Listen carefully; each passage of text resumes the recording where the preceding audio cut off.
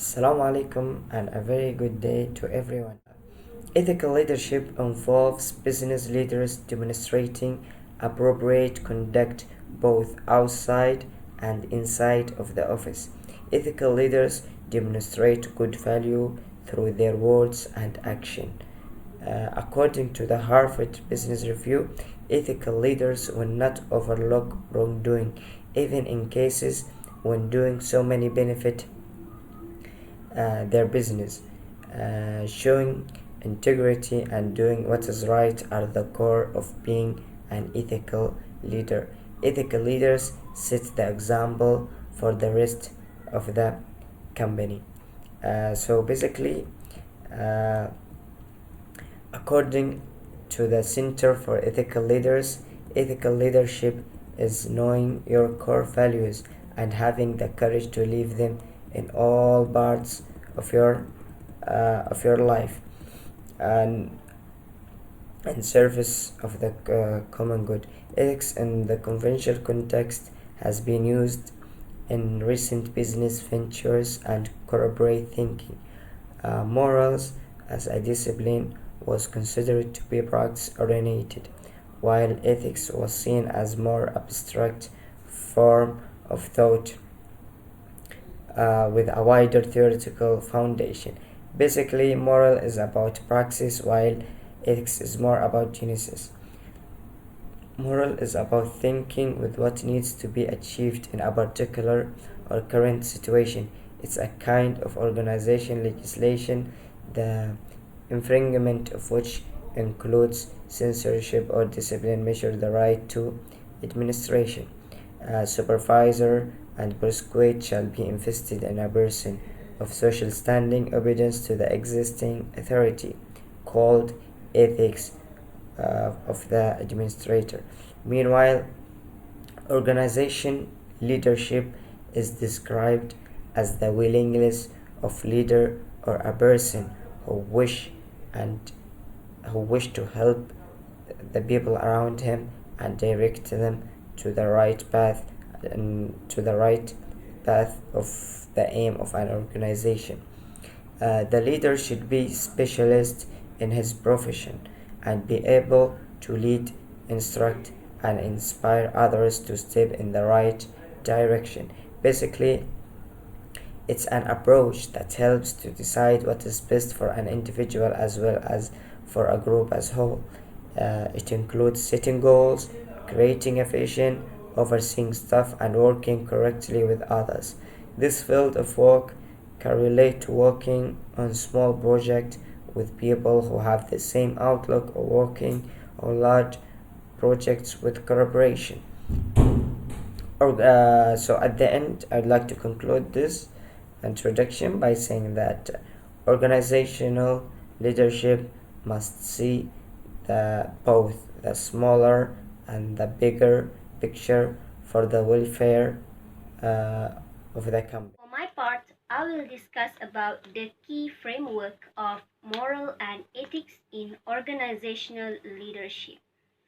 Actually, we do have three key frameworks of organizational leadership. Let's get to know these three aspects. The first one is ethical leadership behavior. The second one is ethics and leadership effectiveness, and the last one is about the good governance. Okay, we start with the first point of discussion, which is ethical leadership behavior. Okay, ethical leadership has a management role with principles and values. As an ethical leader, he or she he or she reflects with integrity, honesty, and virtue in his or her own work, concentrating on the interests and right of the workers. Apart from that, an ethical leader also reflects the necessary and the professional conduct of his or her workers. I give you one example. A leader who lies or escapes uh, or escapes accountability, or does a little as possible with his or her work, does not display as ethical behavior. And ethics should also be shown when dealing with customers and also suppliers. Next key framework is about ethics and leadership effectiveness.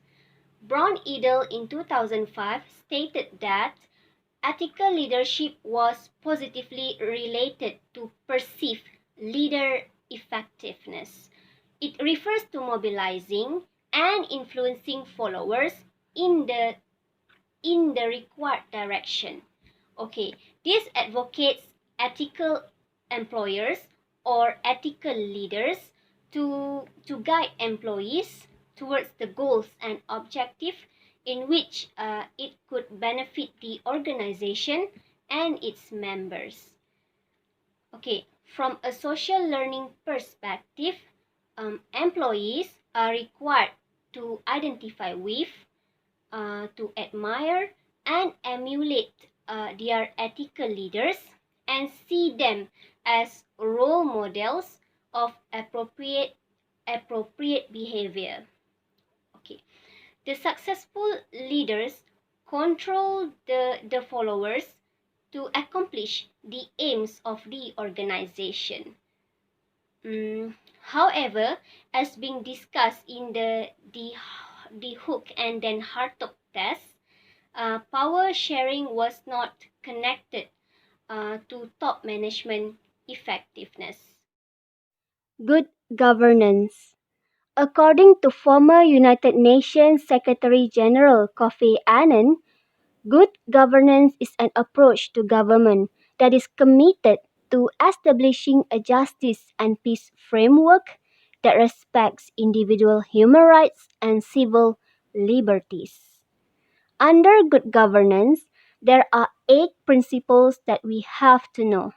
It starts from participation, rule of law, consensus oriented, equity and inclusiveness, effectiveness and productivity, accountability, transparency, and responsiveness. Good governance is crucial because it ensures that corruption can be reduced, minority opinions are taken into account, while in decision-making process, the voices of the most disadvantaged in society are heard. Number 1, participation. Participation demands that all communities, particularly those who most disadvantaged, to have direct or representative access to the structures of a government. This manifests itself as a strong civil society and a citizen with freedom of association and expression. Number 2, the rule of law. Rule of law is demonstrated by impartial legal structures that uphold the human rights and civil liberties of all people, in particular minorities. This is demonstrated by an autonomous judicial branch and a police force free of corruption. Number 3, consensus oriented. Consensus oriented is illustrated by an approach that aims to mediate the very conflicting desires, viewpoints, and aspirations of varied people.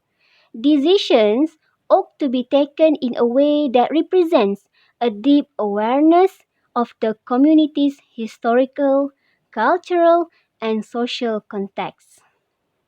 Number 4, equity and inclusiveness. Equity and inclusiveness relies on ensuring that all members of the society feel included and encouraged to enhance or sustain their well-being, including those people and groups who most disadvantaged. Next is effectiveness and productivity. Effectiveness and productivity are built through the sustainable use of capital to fulfill the needs of society.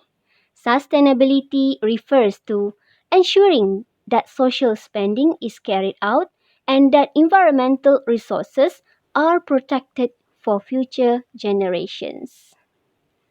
Number 6, accountability. What is accountability?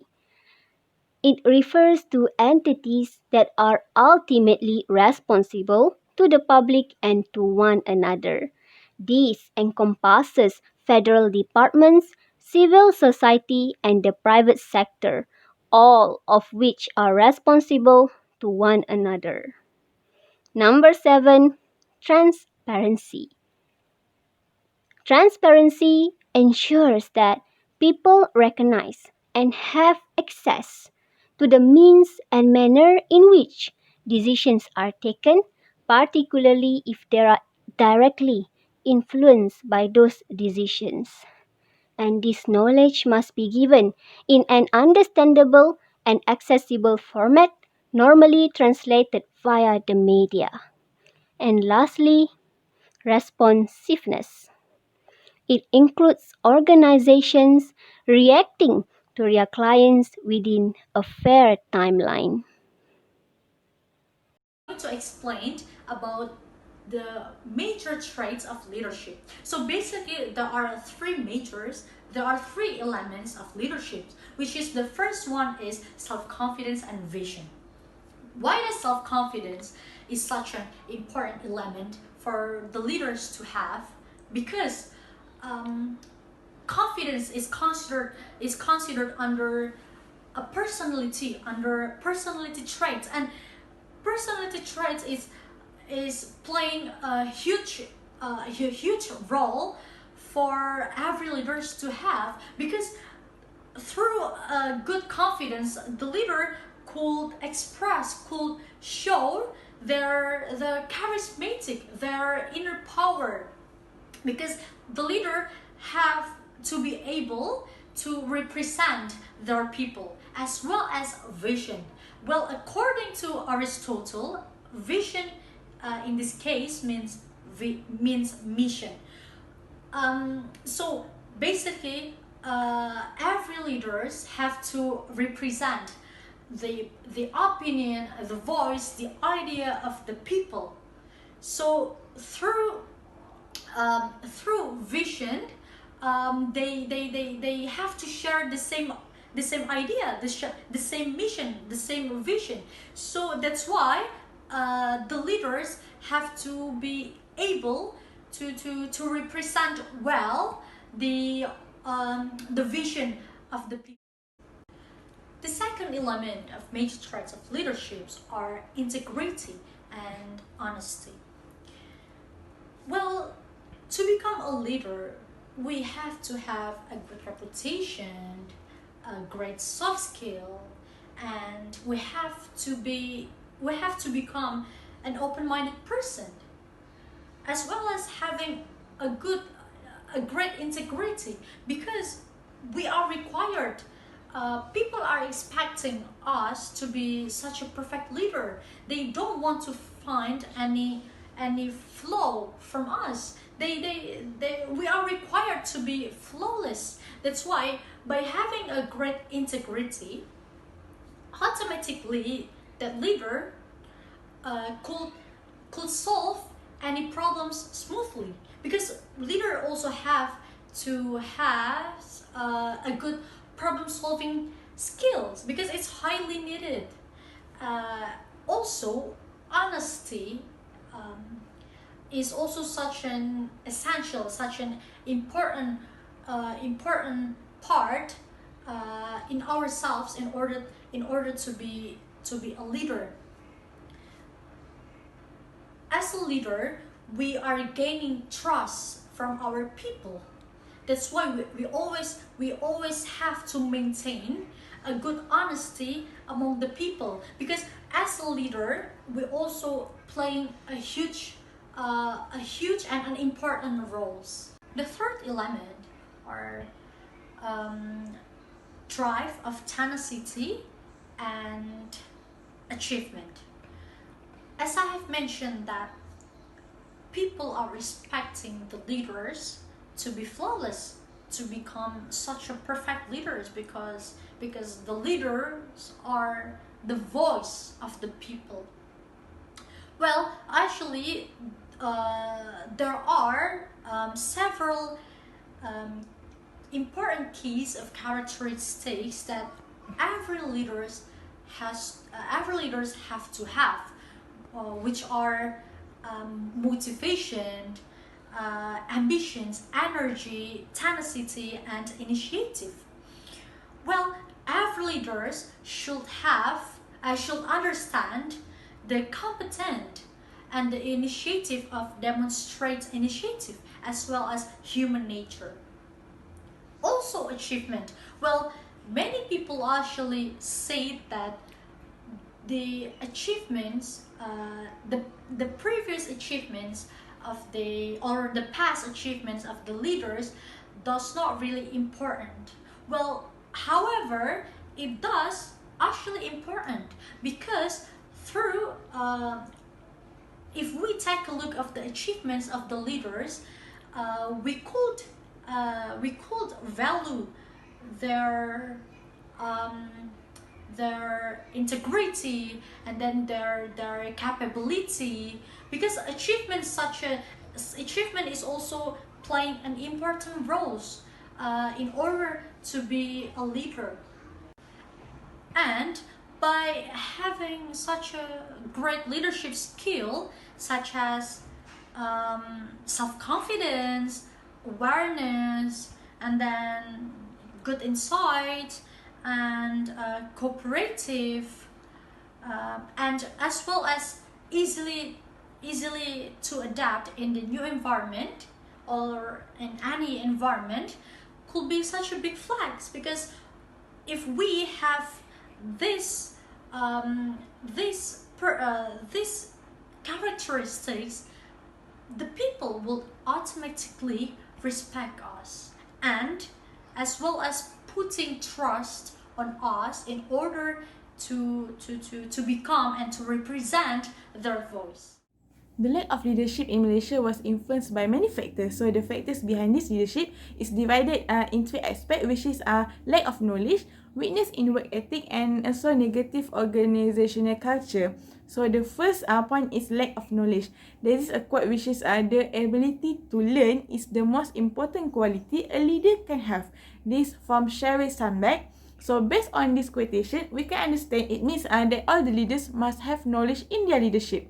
Knowledge has been identified as one of the most important resources that contribute to the competitive advantage of an organization, and knowledge also is one of the most important elements that a leader must have to enable them understanding the issue in society and taking the right policy to adapt in society and followers. So lack of knowledge also can identify as the same thing when a leader only has knowledge in one aspect only without improving their knowledge in another field. So knowledge of the leader can be in many aspects such as academic and social. However, the knowledge that a leader must have not only in academic aspects, but the knowledge also refers to the ability of a leader in understanding the culture of their society. So this aspect is the most important thing for a leader in Malaysia, because we know that Malaysia is not as a country that have many races. So it is important for a leader to have more knowledge about the religion and races in Malaysia to make sure the peace in Malaysia can be maintained. The situation in Malaysia, we can see the lack of leadership happens when a leader fails to understand the demand of their followers in society, because the lack of knowledge, or maybe the leader only focus on one aspect only. So because of that, sometimes it makes some leader fails to take the right decision to prevent the issue facing society, and it will show the lack of leadership at themselves. For example, we can see the issue of the rising oil petrol price in Malaysia. This policy or action will make some citizens angry because it gives more pressure among them, especially in academic aspect. So in October 2014, Datuk Seri Najib Tun Abdul Razak, which is the former Prime Minister of Malaysia, had announced the rising of oil petrol 95 price from RM2.10 to RM2.30. This action will bring some negative comments and views from citizens toward the leadership of Datuk Seri Najib at that time. This issue happens when the former Prime Minister only focused on one aspect only.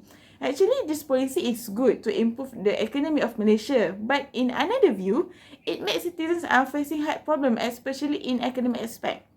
Because of that, many citizens think that Datuk Seri Najib failed to understand the demand of citizens, and it showed the lack of leadership in himself at that time. So from this case, it is important for every leader to have a good knowledge in every aspect and can implement that knowledge in the right situation.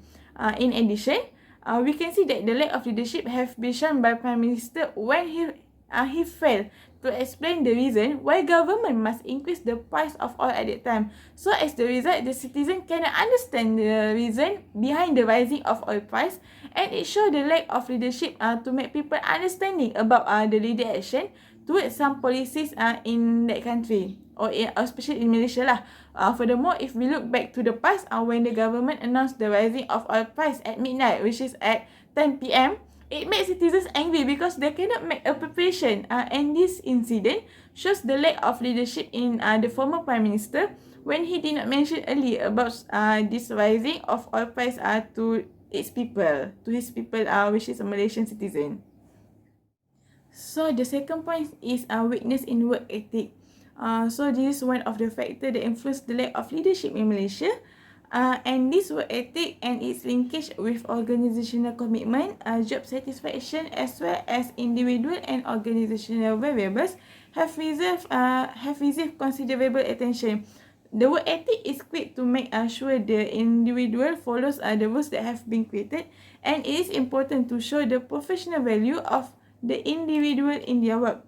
So the leader that had a weakness in work ethic will bring them to make the negative action, such as the corruption and less of integrity. Integrity can be defined as the quality of being honest and having strong moral principles. So integrity is an important element that must have in the work ethic of every leader to make sure they follow their work ethic in the right track. So integrity also can prevent the leader from the weakness of work ethic. Weakness of work ethic can happen when a leader does not take a decision rationally, or the leaders take a decision that give a benefit to one side only. So a leader that has a weakness in work ethic also can abuse their power for their own benefit.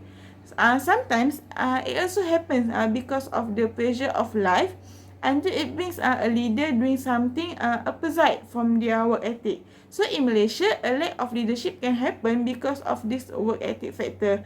For the evidence, many cases that involve a leader in corruption had been reported in the newspaper and also through the television. This corruption happens when a leader is weak in their ethic work, and for sure it shows the lack of leadership. Based on Malaysia Anti-Corruption Commission's portal, which is during 2014, statistics of arrests for corruption is among 356 cases, and 52 of those corruption cases are made by higher and professional groups. This higher statistic of corruption show the lack of leadership among the higher leaders in Malaysia because of the weakness of their work ethic that brings them to negative cases. So for example, in 4 September 2014, 12 custom officers had been suspect involved in corruption of 3 million. It made worse when one of them is state director of custom, and it showed the lack of leadership in higher officers of custom body. So from the investigation, they found that corruption happened when these officers abuse the facilities and incentives provided by the government in the free trade zone, which is specifically Port Klang Free Zone, which corruption is one of the bad entities or negative cases that are made by the leaders. So corruption can happen when a leader has a weakness in their work ethic or failure to implement the integrity attitude in their brings the lack of leadership that is shown by a leader. So this case also shows the weakness of work ethic among the higher custom officers, and when this case emerged, it gave the view of the lack of leadership in Malaysia. So rightly, the higher officer must have a good commitment in work ethic by preventing themselves from being involved in these negative cases, because it will give a bad view of the leader among their followers, and it also makes our followers not have a good motivator to perform well in their work. If this case continues, it will give a bad view of leadership in Malaysia. So in order to prevent this crisis, all the leaders in Malaysia must have a good work ethic to encourage themselves from involved in these bad cases, especially the corruption. So the last point is a negative organizational culture. So organizational culture and leadership have both become very complicated topic because over the past several decades, organizational cultures have drawn themes from anthropology, sociology, social psychology, and cognitive psychology. So organizational culture involves all organizational members, originates and develops at all hierarchical levels, and is founded on a broad-based history that is realized in the material aspect of the organization. For example, its name, products, building, logos, and other symbols, including its top managers, while culture can be defined as an element that is regarded as a more or less cohesive system of meanings and symbols, in terms of which social interaction takes place. So the bad organizational culture also is the factors for the lack leadership in Malaysia. Organizational culture is the most important thing that can give effect to the way of leaders work. It is because culture is closely linked with the environment of the works, whereas it can affect the leader's style. So nowadays, the lack of leadership in Malaysia is happening because of the negative organizational culture, such as being afraid to report about the mistake that emerged. Also, refusing to report about the mistake that happened can cause many irregularities and corruption in the department. So this situation can encourage more irregularities to happen because there is no prevention. This type of culture can be the factors that influence the lack of leadership in Malaysia. So if we look, there are many cases like corruptions that happening in Malaysia through many efforts that the government makes, such as the establishment of Malaysia Anti-Corruption Commission. But still, it cannot prevent this issue because of this culture that is afraid to report about the mistake that happened. So this culture will give the bad effect to leadership in Malaysia itself. Other than that, the negative organizational culture, which I thought is speak louder than action, is one of the factors that can influence the lack of leadership in Malaysia. This culture will show their weakness of the leader in their leadership because it make their followers not give their full trust to the leader. So in Malaysia, this culture sometimes become a normal culture because it always happen in any department. It is related to what Mahathir said before, or which is Melayu mudah lupa, which means sometimes a Malay people forget to do what he or she has already said before. For example, in the past election, the government had promised to give the 150 ringgit to the parents for schooling aid, and recently the federal government had announced the parents can take financial assistance of 100 ringgit for primary and secondary students. However, the number for schooling aid is different from what was promised by the government in the last election, especially in their manifesto. So this evidence shows that negative organizational culture, whereas it will give the bad effect towards the leadership in government. So sometimes a leader looks at this thing as a small matter, but actually this thing will give a bad view to leadership in Malaysia. From this elevation, we can know that culture is an important element to avoid lack of leadership, because culture has a big influence in the pattern of leadership that is led by a leader. So a negative organizational culture must be avoided to produce an effective leadership.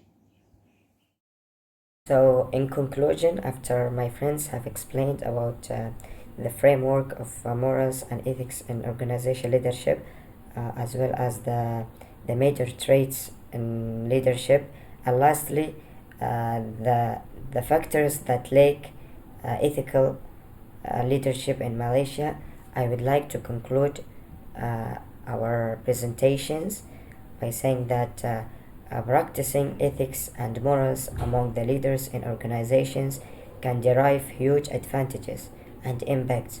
Although the primary constructs of ethical practice are humanity and compassion for the stakeholders, it could provide certain advantage to